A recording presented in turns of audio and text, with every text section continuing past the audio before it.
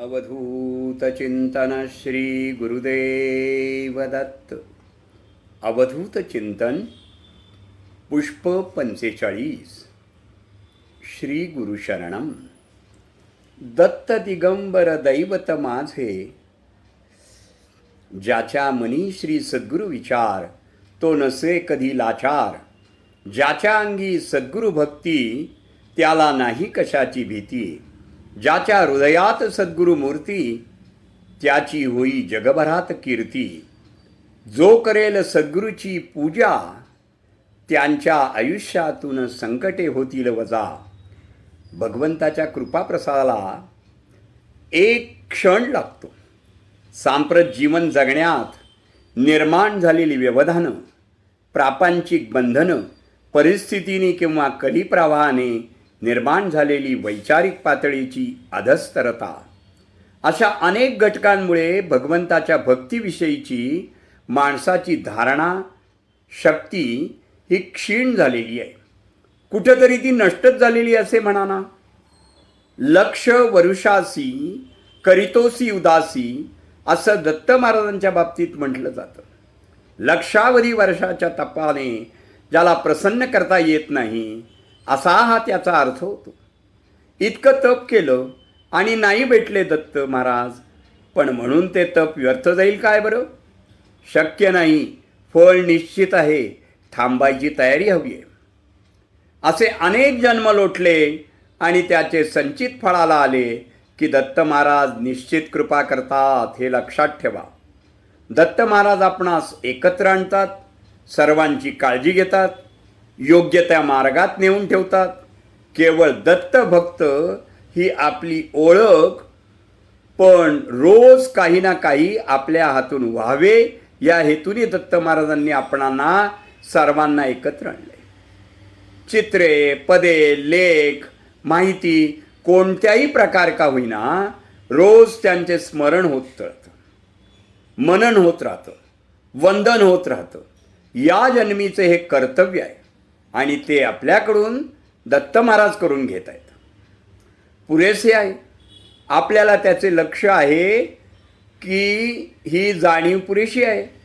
कायम दत्तभक्तांच्या संपर्कात राहा, अधिकाधिक भक्ती मार्गाकडे उत्तेजित व्हा आणि रोज होणाऱ्या या नवविधा भक्तीची गोडी चाखत महाराजांचे आभार माना. प्रपंचाचा फोलपणा, मनुष्य जन्मात भोवती असलेले मायाजाल, दुर्बुद्धीने माणूस जन्मात परमेश्वर भक्ती न करता किंवा स्वस्वरूपाला न ओळखता अहंकाराने वागतो. दान, तप, जप करतो, तेही पुन्हा पुढच्या जन्मात असे ऐश्वर्य मिळावे म्हणून.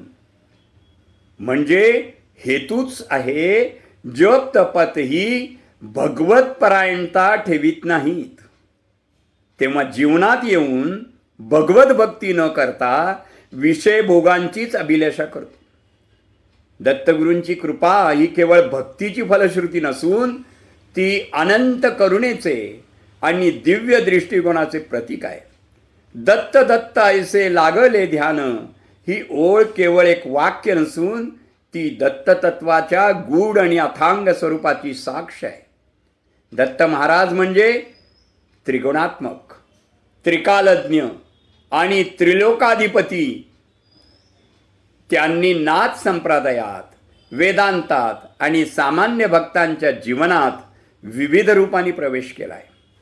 श्रीपाद श्रीवल्लभ, नरसिंह सरस्वती स्वामी, अक्कलकोट स्वामी, गाणगापूरचे गुरु ही त्यांचीच कालानुरूप घेतलेली रूपं आहेत.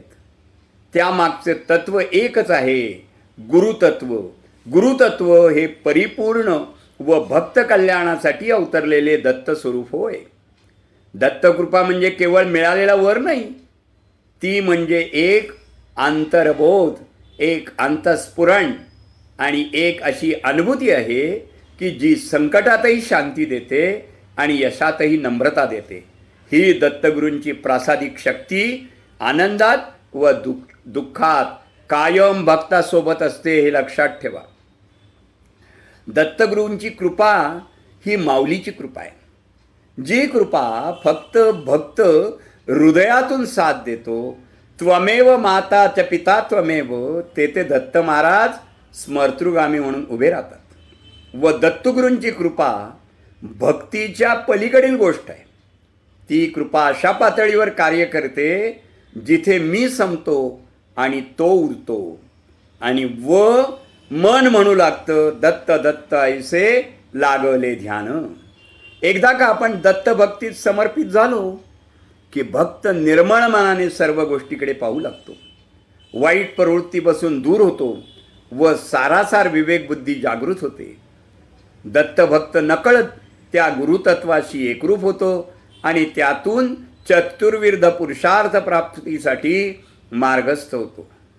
म्हणजे नोकरीतील अडचणी, कर्जमुक्ती, आजार, विद्यार्थ्यांना यश, हळूहळू हे सर्व सुलभ होतं. बऱ्याच वेळा अनपेक्षित यश हे चमत्कार म्हणून वाटतं, पण ती दत्तकृपा असते हे लक्षात ठेवा.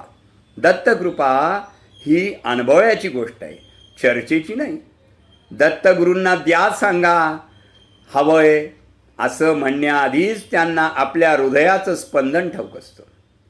ज्यांच्या कृपेने अनेकांना आयुष्याचा मार्ग सापडला, आत्मज्ञान मिळालं आणि जीवनाचं सार्थक झालं, दत्तगुरूंची कृपा ही शरणागतीची परिपूर्ण फळवट आहे. जेव्हा जीव स्वतःचा अभिमान, संकोच आणि अपेक्षा सोडून हे गुरुदेव तुम्हीच सर्व काही आहात असे म्हणतो, तेव्हा कृपा आपोआप ओसंडून वाहते. तो समाधानी होतो, समृद्ध होतो व आत्मज्ञान प्राप्त करतो. मन शांत होते, श्रीचरणाच्या स्मरणातच तो जगू लागतो. त्याचे मन तर सतत गुणगुणत राहते. न स्मरसी नित्य तरी करी सांभाळ.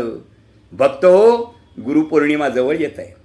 आपल्या जीवनातील सर्व गुरुप्रती आदर व्यक्त करा.